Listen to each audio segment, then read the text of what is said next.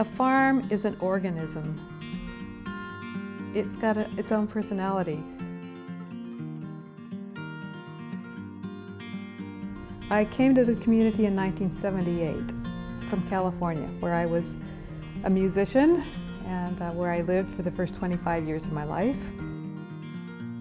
When I was in college, I felt a calling. I didn't really know how to express it, but I figured it had something to do with the religious life. I had a really good job. I made very good money. I had great friends, but something felt a little off.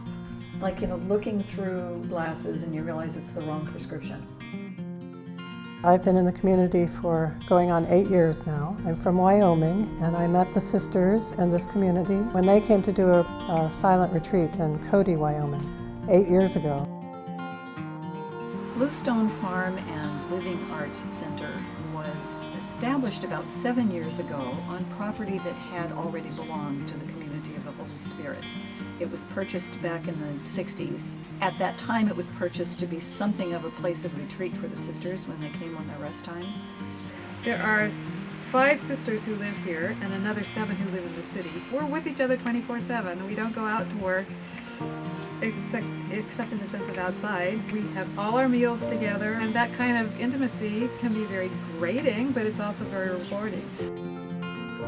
About 8 years ago, we decided to make this retreat house into an earth literacy center. People come here to learn about the earth and all of the life, in and on the earth, not from textbooks, not from computer screens, but from the earth itself. We offered a few programs the first year, and they didn't really take off. And it was frustrating for us because people were not coming, and I don't know, it wasn't working out. Meanwhile, while it wasn't working out, we did what we really wanted to do anyway, which was to start some gardens here. So Sister Manuel was the one who started the very first garden. It was an herb garden. Shortly after that, we started a vegetable garden. By the end of the season, we had some really beautiful vegetables.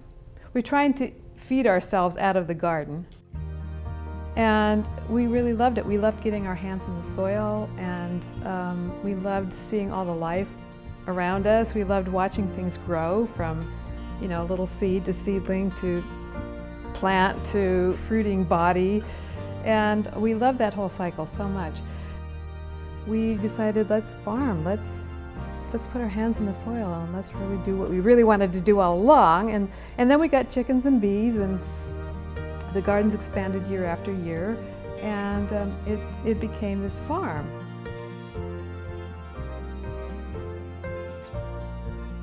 We take the life of something. If we take a carrot, for example, that's the entire life of that plant. That's the root of the plant. Or we take tomatoes from a vine and take part of something. And we take that life into us so that now we have energy. And then we take our energy forward to do what it is we feel called to do.